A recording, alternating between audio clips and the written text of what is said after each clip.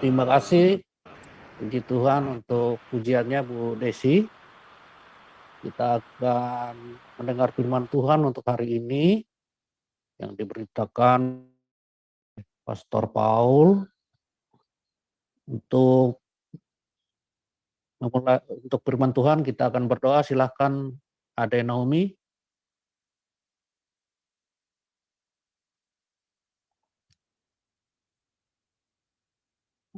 Terima kasih, Pak Enardo.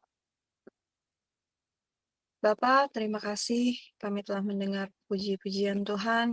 Biarlah menjadi dupa yang harum di hadapan-Mu serta menyenangkan hati-Mu ya Bapak. Dan kami akan mendengarkan renungan firman-Mu Tuhan yang akan disampaikan Gembala kami Pastor Paul.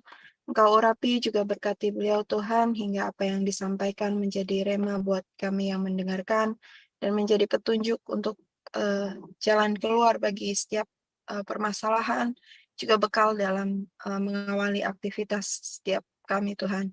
Terima kasih ya Bapa, di dalam nama Tuhan Yesus, haleluya, amin. Amin, terima kasih Ade Naomi. Untuk selanjutnya kita akan membaca firman Tuhan yang menjadi dasar renungan kita, yang hari ini diambil dari kitab Kidung Agung pasal 1 ayat 1 sampai 17 yang dibacakan oleh Ibu Nerliana, dan dari kitab Wahyu 21 ayat 1 sampai 27 dibacakan oleh Ibu Sarma. Untuk itu silahkan Bu Nerliana membaca dari Kidung Agung 1 ayat 1 sampai 17. Silahkan Bu Nerliana. Baik, terima kasih Pak Enardo. Salam Pak Enardo. Shalom. Salam Pastor Paul, Bu Ana. Salam Mbak Desi. Salam Bapak Ibu semua yang hadir di live Zoom dan di YouTube. Dan salam untuk saudara kami yang akan menonton kembali siaran kita pagi ini. Puji Tuhan. Baiklah, marilah kita sama-sama membaca firman Tuhan dari kitab Kidung Agung. Kitab Kidung Agung yang pertama, ayat 1 sampai 17. Demikian firman Tuhan. Kidung Agung dari Salomo. Kiranya ia mencium aku dengan kecupan, karena cintamu lebih nikmat daripada anggur. Harum bau minyakmu, bagaikan minyak yang tercurah namamu. Oleh sebab itu, gadis-gadis cinta kepadamu. Tariklah aku di belakangmu. Marilah kita cepat-cepat pergi. Sang Raja telah membawa aku ke dalam maligai-maligainya. Kami akan bersorak-sorai dan bergembira karena Engkau. Kami akan memuji cintamu lebih daripada anggur. Layaklah mereka cinta kepadamu. Memang hitam aku, tetapi cantik. Hai putri-putri Yerusalem, seperti kemah orang Kedar, seperti tirai-tirai orang Salma. Janganlah kamu perhatikan bahwa aku hitam, karena terik matahari membakar aku. Putra-putra ibuku marah kepadaku. Aku dijadikan mereka penjaga kebun-kebun anggur. Kebun anggurku sendiri tak kujaga. Ceritakanlah kepadaku jantung hatiku. Di mana Kakanda menggembalakan domba? Di mana Kakanda membiarkan domba-domba berbaring pada petang hari? Karena mengapa aku akan jadi serupa pengembara dekat kawanan-kawanan domba teman-temanmu? Jika engkau tak tahu, hai jelita di antara wanita, ikutilah jejak-jejak domba dan gembalakanlah anak-anak kambingmu dekat perkemahan para gembala.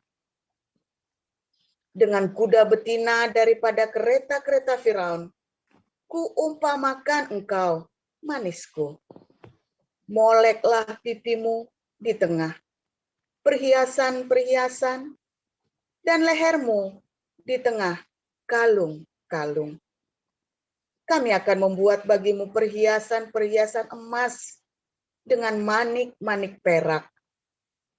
Sementara sang raja duduk pada mejanya, semerbak bau narwastuku.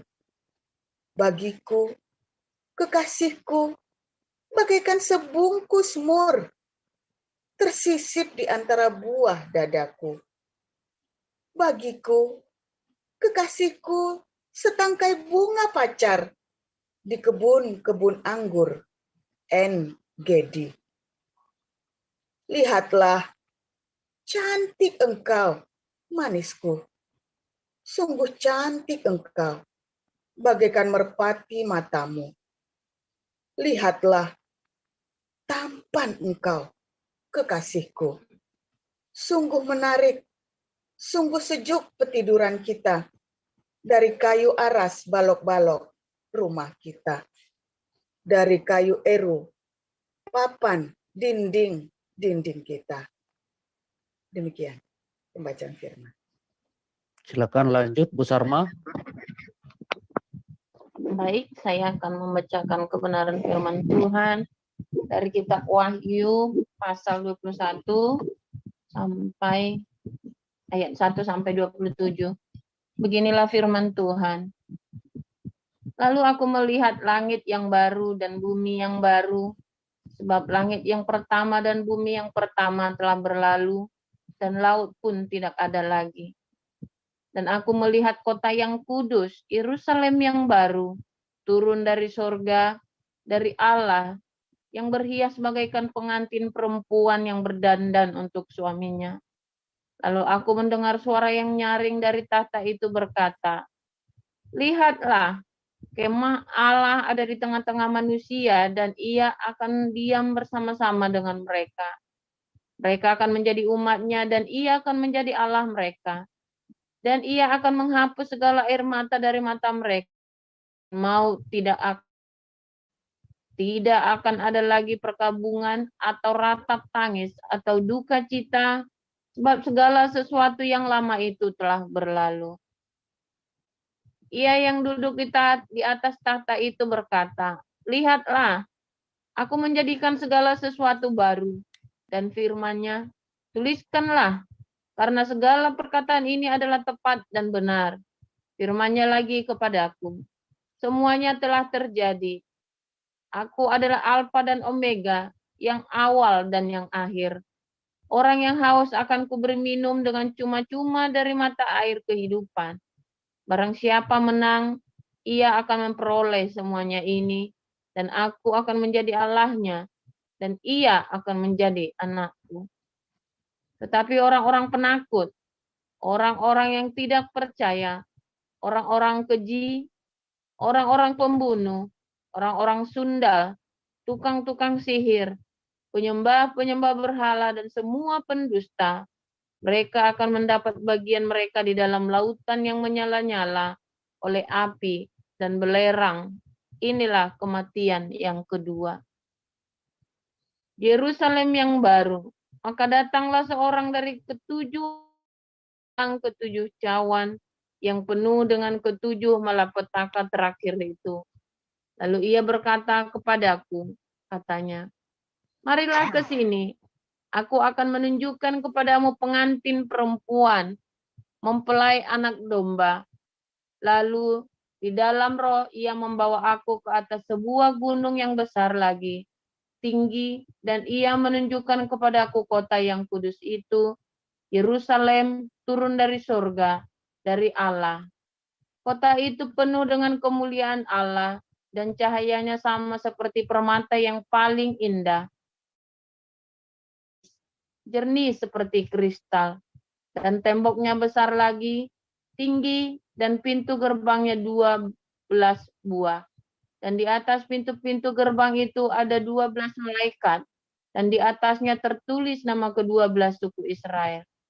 Di sebelah timur terdapat 3 pintu gerbang, dan di sebelah utara 3 pintu gerbang, dan di sebelah selatan 3 pintu gerbang, dan di sebelah barat 3 pintu gerbang. Dan tembok kota itu mempunyai 12 batu dasar, dan di atasnya tertulis nama ke-12 rasul anak domba itu. Dan ia yang berkata-kata dengan aku mempunyai suatu tongkat pengukur dari emas untuk mengukur kota itu gerbangnya dan temboknya. Kota itu bentuknya 4 persegi, panjangnya sama dengan lebarnya. Dan ia mengukur kota itu dengan tongkat itu, 12.000 stadia, panjangnya dan lebarnya dan tingginya sama. Lalu ia mengukur temboknya 144 hasta menurut ukuran manusia, yang adalah juga ukuran malaikat. Tembok itu terbuat dari mata yaspis, dan kota itu sendiri dari emas tulen, bagaikan kaca murni. Dan dasar-dasar tembok kota itu dihiasi dengan segala jenis permata. Dasar yang pertama batu yaspis, dasar yang kedua batu nilam, dasar yang ketiga batu mira, dasar yang keempat batu jamrud, dasar yang kelima batu unam, dasar yang keenam batu sardis, dasar yang ketujuh batu ratna cempaka, yang kedelapan batu beril, yang ke-9 batu krisolit, yang ke-10 batu krisopras, yang ke-11 batu lajuardi, dan yang ke-12 batu kecubung. Dan ke-12 pintu gerbang itu adalah 12 mutiara. Setiap pintu gerbang terdiri dari 1 mutiara, dan jalan-jalan kota itu dari emas murni bagaikan kaca bening. Dan aku tidak melihat bait suci di dalamnya, sebab Allah, Tuhan yang Maha Kuasa, adalah bait sucinya, demikian juga anak domba itu. Dan kota itu tidak memerlukan matahari dan bulan untuk menyinarinya.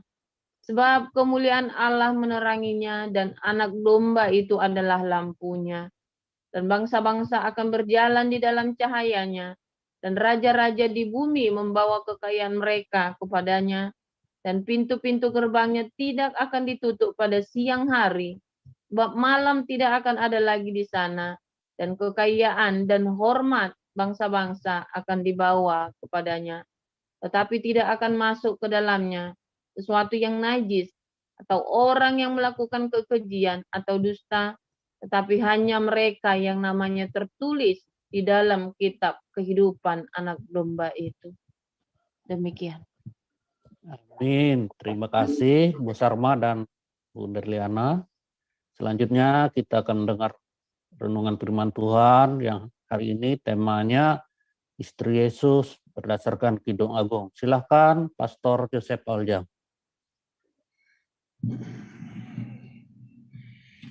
Haleluya, luar biasa firman Tuhan selalu baru setiap hari dan selalu menyegarkan kita, mengingatkan kita, selalu menuntun kita tiap hari kepada kemuliaan Tuhan Yesus, saudara ya. Saya nggak ngerti ya kalau ada orang sampai hidupnya terus meminta-minta, ya, hidupnya terus tega ya, nipu dari donasi segala macam ya. Saya yakin saudara, ya dia belum lahir baru, ya. Saya yakin dia belum lahir baru. Seakan-akan kalau nggak hidup, kalau nggak karena donasi, dia nggak bisa selamat saudara, nggak bisa makan, nggak bisa hidup yang layak, ya saudara ya. Serius saudara ya. Kenapa? Karena dia tidak ada keintiman dengan Tuhan. Alias apa? Dia belum lahir baru, saudara.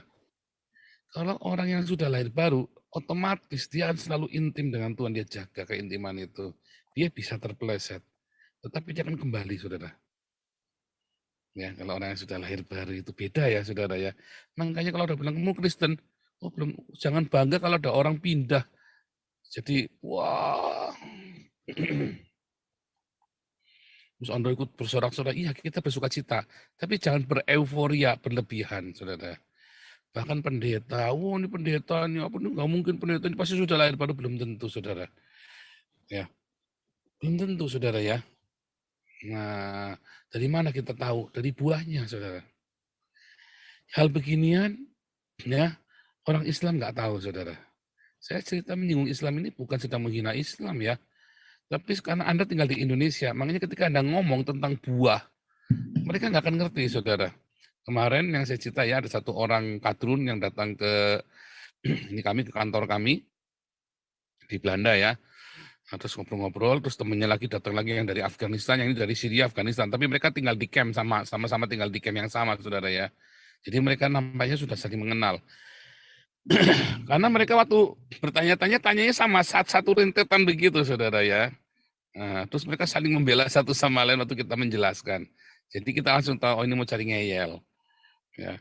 Terus kita cerita, ya, dari mana kita tahu orang itu sudah bertemu dengan Tuhan? Ya dari buahnya, saya bilang. Kalau sesama kita orang percaya yang sudah lahir baru, kita ngerti, saudara, dari buahnya. Kalau dia belum lahir baru, dia akan ngomong apa, saudara? Dari KTP-nya, dari aktivitasnya. Oh, dia ke gereja. Oh, dia rajin tiap hari ke gereja, rajin pelayanan. Kalau saya, enggak, saudara. Dari buahnya kamu tahu dia lahir baru apa enggak. Oh, pengajarannya, oh umatnya banyak, salah, saudara. Dari buahnya kita tahu pengajarannya itu benar apa enggak. Dari buahnya, saudara, kita tahu pengajaran itu benar apa enggak. Anggap ya, saudara ya. Kalau saudara nggak ngerti ini, makanya Tuhan Yesus bilang ya, kamu ini pengajar Israel, tapi kamu nggak ngerti hal seperti ini. Dalam Yohanes 3 ya. Kelahiran baru itu adalah penting, saudara ya. Kelahiran baru. Kemudian kita didewasakan, saudara, di dalam kelahiran baru itu. Ya, jadi bayi rohani, lalu kita mengalami proses pendewasaan. Ya.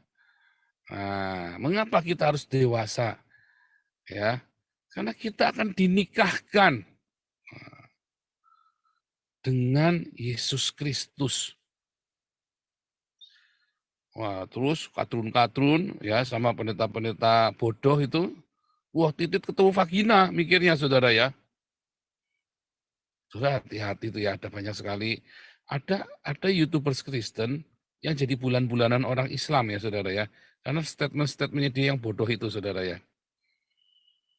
Ada YouTubers Kristen yang dia ngaku orang Kristen, tapi dia mengeluarkan statement-statement yang bodoh sehingga menjadi bulian bagi orang Islam dan dia bangga dibully, saudara. Dia bangga dibully ya karena memang motivasi dia cari uang. Nah kemudian dia mengeluarkan statement yang nggak baik tentang Tuhan Yesus, saudara. Nah itu dari buahnya. Lalu saya lihat buahnya orang ini nggak ada, saudara. Buah orang ini nggak ada. Nah itu saudara harus hati-hati, saudara ya. Nah dari buahnya, saudara. Nah kemudian kita bertumbuh dewasa. Apakah kita dinikahkan dengan Yesus artinya titik kamu vagina? Bukan, saudara ya. Kalau di dalam perjanjian lama, yang namanya pernikahan adalah titik masuk vagina, saudara. Karena itu adalah zaman jasmania. Pemahaman perjanjian lama, kalau Anda disuruh beranak cucu, berkembang biak, penuhilah bumi. Di dalam Kejadian 1 ayat 26, 27, 28. Tujuannya adalah supaya Anda punya anak, benar-benar punya anak jasmani. Makanya di zaman perjanjian lama, kalau seorang wanita tidak punya anak, itu aib, saudara. Tetapi di zaman perjanjian baru, ya, perintah berkembang biak, bereproduksi, berlipat kali ganda, adalah menghasilkan anak-anak ilahi. Sehingga Anda tidak menikah nggak apa-apa. Anda menikah suami istri tidak punya anak bukan sebuah aib. Tapi kalau Anda orang percaya tetapi tidak menghasilkan buah, tidak berlipat, tidak bermultiplikasi, itu sebuah aib.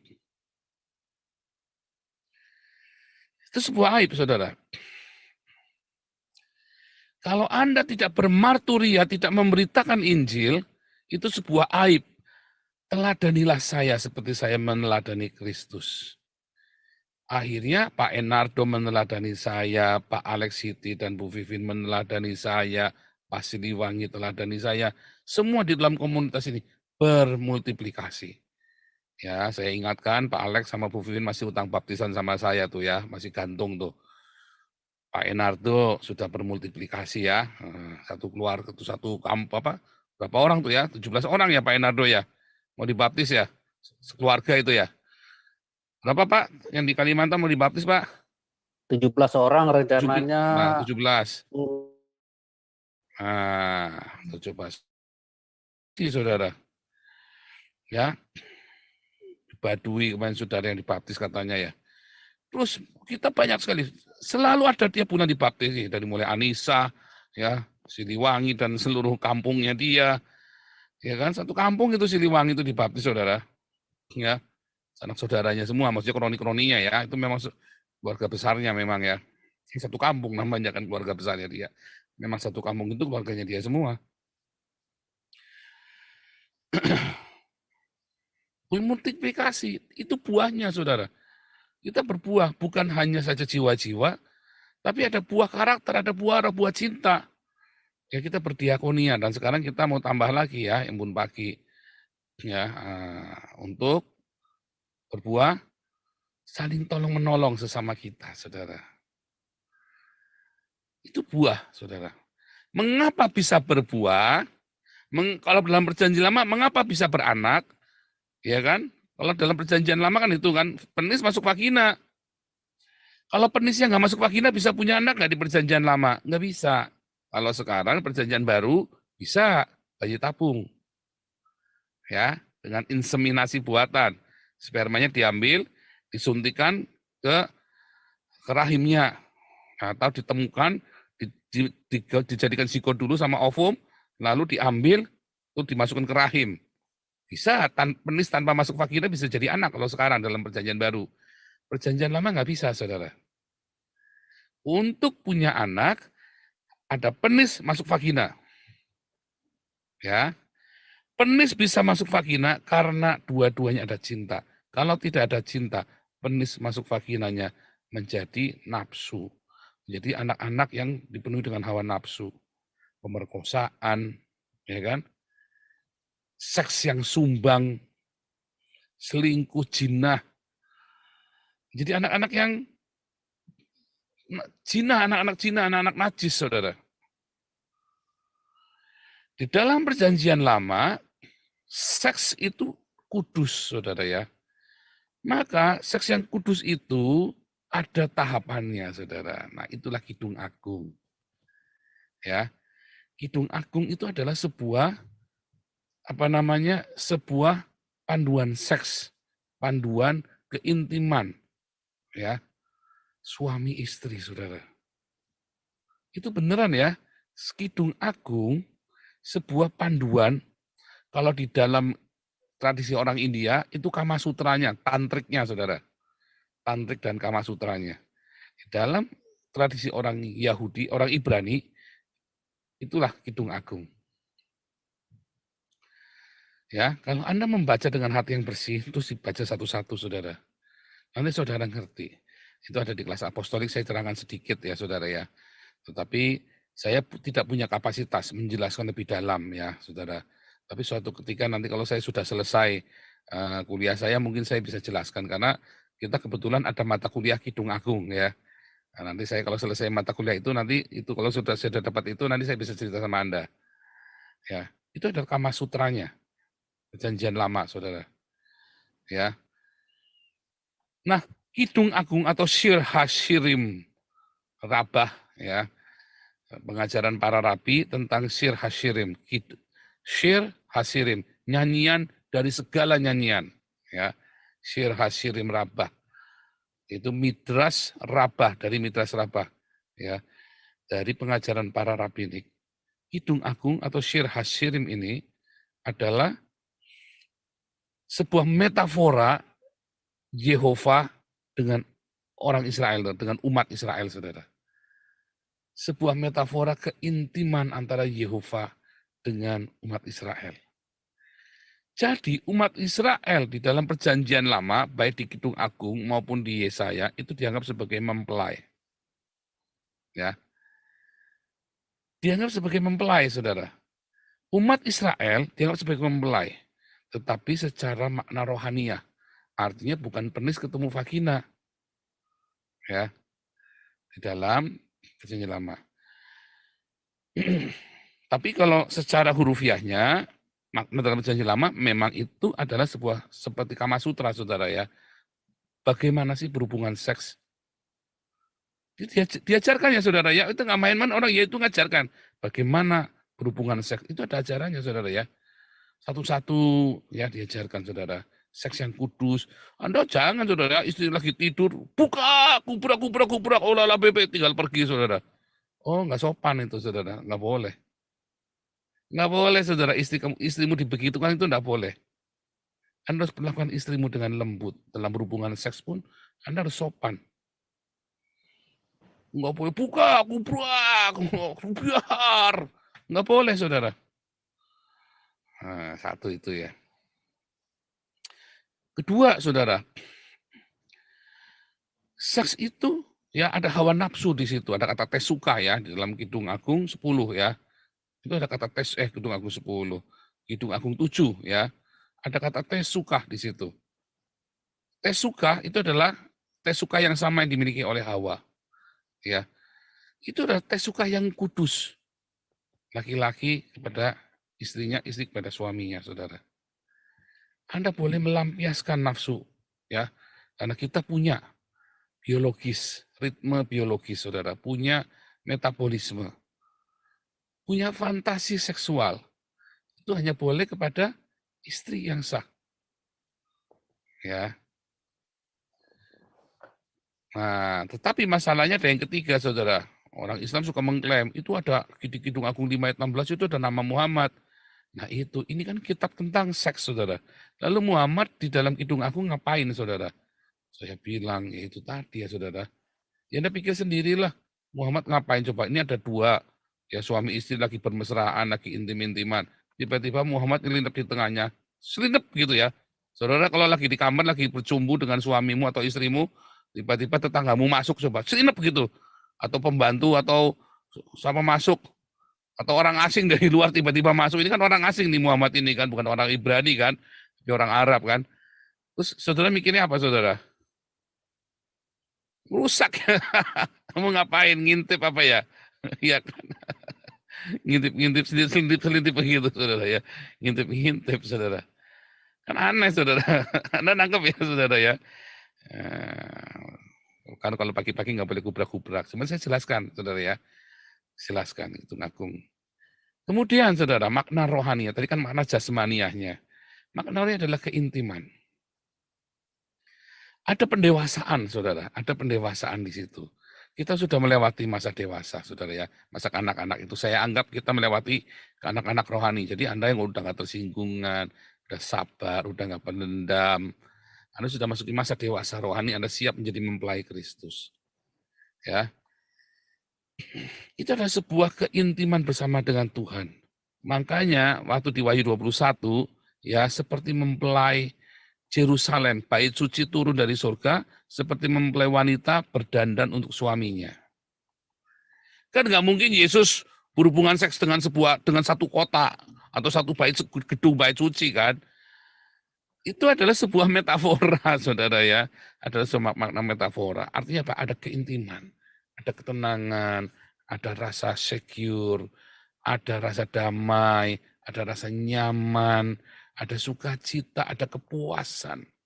Saudara tahu kepuasan yang kepuasan, ada rasa haus, ya. Kemudian dia cari orang-orang kalau lagi hidupnya lagi tidak damai, saudara. Dia carinya apa? Seks, saudara. Kejar seks terus, saudara. Rasa haus itu, saudara. Dan gak puas-puas. Terus Yesus bilang, kalau kamu minum air yang kuberikan kepadamu, kamu tidak akan haus lagi. Yohanes 4 ya, tentang perempuan Samaria. Kamu tidak akan haus lagi. Ada satu kepuasan dahaga dalam hidup kita yang banyak orang tidak ngerti. Akhirnya dia larinya ke seks. Sehingga dia tidak pernah puas dengan seksnya. Akhirnya apa? Dia selingkuh, dia zina sana, zina sini, tabrak sana, tabrak sini, saudara. Dan memang manusia ada satu kepuasan yang harus dipuaskan. Ya. Dan orang mengiranya adalah seks. Makanya mereka pergi ke seks, bukan, saudara. Makanya Pak Pastor Daniel Alexander pernah ngajar ya di kelas apostolik ya. Bukan seks yang dibutuhkan.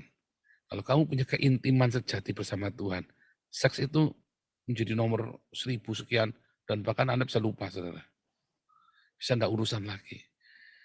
Saya ingat ya, Bu Indri Gautama pernah cerita ya, waktu dia pisah dengan teman 7-Eleven-nya. Sama-sama anak konglomerat, saudara ya. Bu Indri Gautama anak konglomerat, pacarnya ini anak konglomerat. Mereka sama-sama, wah mereka melakukan kenajusan ya dengan luar biasa. Begitu Bu Indri Gautama mengalami keintiman dengan Tuhan, dia bilang sama 7-Eleven-nya, aku tiba-tiba nggak bisa dengan kamu. Lu kenapa, salah apa? Ya pokoknya nggak bisa, dia takut menyinggung ya. Akhirnya orangnya bilang, aku tunggu sampai kamu menikah. Akhirnya cowoknya udah menikah ya. Konglomerat, saudara, terkenal ya. Konglomerat juga, terkenal. Sudah menikah, akhirnya Bu Indrinya sekarang hidup sendiri, tetap dia intim dengan Tuhan, dan dia nggak ngejar seks itu, saudara. Karena ada keintiman dengan Tuhan. Ada keintiman yang sejati dengan Tuhan. Ada kepuasan. Di hadirat-Mu aku puas. Di hadirat-Mu aku bebas. Ada kebebasan, saudara. Ada kepuasan. Ada kenikmatan, sehingga nggak ngejar. Ya, orang-orang yang mengalami keintiman dengan Tuhan di dalam hubungannya tiap hari. Intim dengan Tuhan apa? Doa tiap hari? Salah, saudara. Intim dengan Tuhan itu bukan kejang-kejang terus Anda orgasme gitu ya. Oh enggak, saudara. Bukan di dalam doa dan Anda puas. Di hadirat-Mu Tuhan, aku puas. Artinya hidupmu selalu ada di hadirat Tuhan, saudara. Memang ada beberapa masa, ada beberapa saat kita duduk tenang, saudara. Tetapi bukan berarti Anda sehari-harian duduk tenang, lalu merasakan kehadiran Tuhan. Aku merasakan keintiman dengan Tuhan. Enggak, saudara. Kalau gitu Anda jadi pertapa kayak orang Buddha, saudara. Ya. Banyak orang Kristen mengira keintiman dengan Tuhan adalah itu, saudara. Keintiman dengan Tuhan adalah jalan tiap hari begini, saudara. Anda dalam kondisi sadar. Lagi duduk, ngobrol bisnis, tiba-tiba saudara mengalami rema dari Tuhan. Logos itu ya, mengingatkan, mengajar.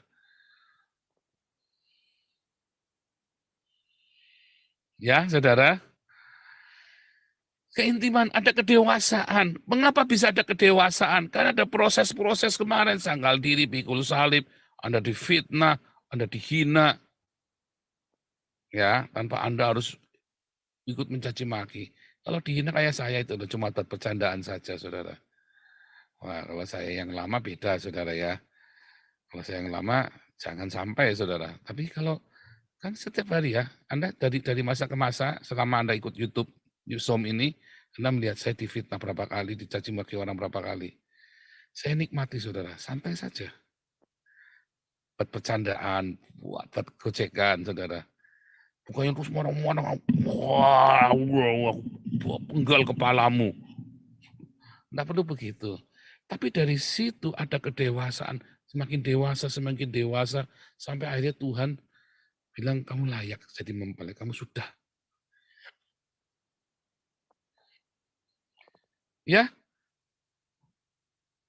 dalam proses pendewasaan itu sebenarnya ada keintiman, saudara. Tuhan, aku difitnah Tuhan. Anakku, tenang, maju terus. Ya. Wow, saudara, ini harus jujur ya, saudara. Kita harus jujur. Ya. Apakah saya bersuka ketika musuh-musuh itu jatuh? Sedih, saudara. Ada rasa sukacita. Sukacitanya bukan karena dia jatuh, tapi karena saya sukacita Tuhan benar-benar menyertai dan tidak permalukan umatnya, saudara. Melakukan pembelaan. Tetapi di depan mata Anda semua, saudara. Anda tahu yang saya maksud. Di depan mata Anda semua. Saya kasih cerita, teladanilah saya. Seperti saya meneladani Kristus. Buat gojekan tok, saudara. Jangan malah lagi di video, Anda kejang-kejang. Wow, langsung angkat senjata. Oh jangan, Anda belum dewasa kalau begitu. Teladanilah saya seperti meladani Kristus. Oh, ini saudara tahu kan agenda fitnah-fitnah Damaris lagi. Villa Vita Galarua lagi kan. Diamkan saja. Buat percandaan lagi saja. Soalnya memang lagi sepi, kita cari konten saja, saudara. Buat konten saja. Nah, ya kan? Buat kontenan saja, tenang-tenang. Bikin short-short video yang lucu-lucu, yang bagus-bagus, saudara. Biar senang, biar lucu, ya kan? Kejang-kejang ya biarin saja. Ya. Itulah kedewasaan. Nah, dalam prosesnya itu, kita mengalami keintiman dengan Tuhan. Saya barusan tadi Tuhan ingatkan saya ya. Ya, ingatkan saya. Ingat nggak tadi ya? Ada sesuatu ingatkan ya. Ada rema tadi, barusan ya. Wah, saya langsung bilang, wah luar biasa Tuhan Yesus. Ya, tiap saya difitnah, selalu ada berkat ya. Saudara lihat ya, tiap kali kita dicaci maki, tiap kali kita dikata-kata yang tidak baik. Tenang saja. Teladanilah saya seperti saya meneladani Kristus. Tenang saudara, nikmati. Karena itulah kedewasaan. Prosesnya akhirnya tidak sakit lagi. Menyenangkan, lucu, fun. Pertamanya sakit. Kenapa? Karena Anda masih kanak-kanak. Ya, ngotot, aku nggak mau, aku maunya ini. Tapi Tuhan bilang, enggak, ini yang baik, nak. Enggak, aku maunya ini. Nah, itu kan. Istri yang kekanak-kanakan. Ya kan, ngotot, bikin susah suaminya, saudara. Istri yang kekanak-kanakan bikin susah suaminya, karena nggak diturutin, terus dia pikir orang lain lebih sayang sama dia daripada suaminya. Ah, kamu nggak sayang lagi. Terus dia percaya sama supirnya, sama temennya, sama siapanya, yang dia pikir lebih sayang dari dia. Itulah sebabnya dia tidak layak jadi mempelai. Orang banyak kita tidak layak menjadi mempelai, karena kita sendiri tidak bisa melewati proses kekanak-kanakan itu. Dikasih tahu, ini loh, kamu tenang saja. Kalau kamu dewasa, kamu tenang. Oh ya, orang yang dewasa itu dia tahu ada sesuatu yang salah, tetapi dia tidak akan langsung gubrak, langsung. Itu kanak-kanakan, saudara. Tenang, bercandaan saja. Ya, aduh terlambat sekolah. Wah langsung tantrum gubuk-gubuk. Goblok, kenapa aku terlambat? Itu ya film-film Korea. Saya nggak tahu, mungkin Anda sering nonton film Korea itu ya. Ini kan udah dewasa. Malu ketemu pacarnya, goblok, mukul-mukul di sini tantrum itu loh. Makanya jangan banyak nonton film Korea, saudara. Anda jadi kayak gitu jadinya. Anda baca nonton film-film yang dewasa, yang lebih bermutu. Jangan nonton sinetron Indonesia, jangan nonton film Korea. Itu benar-benar kacau ya film-film ini ya, saudara ya. Merusak. Akhirnya kamu nggak dewasa, saudara. Belajar dewasa. Ketika ada kesalahan, ketika ada yang tidak baik, itu baik. Tenang. Tenang. Melewati masa-masa itu. Ya. Masa-masa intim itu, masa-masa pacaran. Ya kan, kita kan sedang dipertunangkan sekarang ini kan. Masa keintiman itu kita nikmati, saudara. Bersama dengan Tuhan. Sampai akhirnya kita dua menjadi satu. Ya. Makanya sebetulnya di dalam perjanjian lama kita disebut Elohim, saudara. Musa disebut Elohim, Samuel disebut Elohim, kita disebut Elohim, kamu Elohim, katanya Daud. Tapi bukan Ha-Eloah. Ha-Eloah itu adalah Yehova. Kita bukan Ha-Eloah, saudara. Tapi kamu Elohim, anak-anak Allah yang maha tinggi. Loh, anak-anak Allah itu apa? Elohim kan? Bene Elohim, Anda dan saya. Makanya bukan anak Tuhan ya. Terminologi anak Tuhan, saya juga kadang-kadang masih salah ngomong ya. Cuma begitu saya ingat, saya selalu ingatkan lagi, saudara, komunitas kita jangan pernah bilang anak-anak Tuhan lagi. Itu terminologi yang salah. Yang benar adalah Bene Elohim, anak Allah. Ya, yang benar adalah Bene Elohim. Kamu adalah Elohim. Menyatu, saudara. Dengan Sang Pencipta, dengan Sang Cinta. Itulah istri. Itulah ending dari Kidung Agung. Keintiman bersama Tuhan ketika kita dipertunangkan, terus kita mulai masuk di dalam cinta agape, saudara. Bukan penis masuk vagina. Ya, sehingga sampai buat hina-hinaan itu ya, korbannya anak Batak masuk penjara. Ya kan? Sebentar lagi anak Batak makan korban lagi nanti saudara ya. Akhirnya benih sang cinta kita nyatu. Seperti manusia laki-laki akan meninggalkan ayahnya dan ibunya dan menjadi satu dengan istrinya, keduanya menjadi satu daging. Kalau ini kita menjadi satu roh. Karena kita adalah Bene Elohim. Roh sama roh. Kalau air sama air dicampur, ya jadi air, kita udah nggak bisa bedain lagi. Ini atau air dari kelas ini, saudara. Kecampur, udah jadi satu. Air sama air campur, ya udah sama. Kita Elohim campur jadi satu, ya udah jadi satu. Kalau orang Kejawen bilang manunggaling Allah Gusti itu, saudara ya. Tapi itulah kita menjadi satu, itulah Elohim, saudara, di dalam kebesarannya, saudara. Itulah yang namanya keintiman dengan Tuhan Yesus. Dan kita sedang ke arah sana. Nah, itu dimulai dari anak-anak rohani yang makin dewasa, sangkal diri, pikul salib setiap hari, ampuni, berkati. Terus kita mulai masuk kelas, naik kelas lagi, masuk ke dalam pendewasaan. Masuk pendewasaan, keintiman kita dipertunangkan. Setiap hari mengalami keintiman di dalam apa, saudara? Di dalam setiap peristiwa dalam hidup kita, kemudian kita bercakap-cakap dengan sang rema itu, ya, dengan rema, dengan perkataan itu. Itulah Roh Kudus yang mengingatkan, mengajar, mengingatkan, menghibur kita. Tuhan, aku harus bagaimana nih reaksinya untuk di fitnah ini? Gue guyonan wae. Ya kan? Buat bercandaan saja. Alen kerap enak udah saudara. Hai. Jadi gak sampai ganggu mandek semua. Ada reaksimu salah, ngulangin lagi saudara. Reaksimu benar, naik kelas, next level. Reaksimu benar lagi, next level lagi saudara. Makanya saya tenang ya saudara, saya sudah tahu endingnya mau kemana. Ya, saya tenang, endingnya mau kemana, kita ngerti saudara. Wah ini nggak datang, nggak usah panik saudara. Ada masalah, ya saya selalu bilang ya, wah tadi saya cerita ada kesalahan, sebentar, jangan cari siapa salah nih, cari solusi. Ya, kenapa saya sudah tahu endingnya mau diajak kemana, jadi tenang saja. Cari solusi. Kalau Anda hidupnya dengan rema setiap hari, Anda tahu, saudara, kapan harus bertindak. Cari solusi.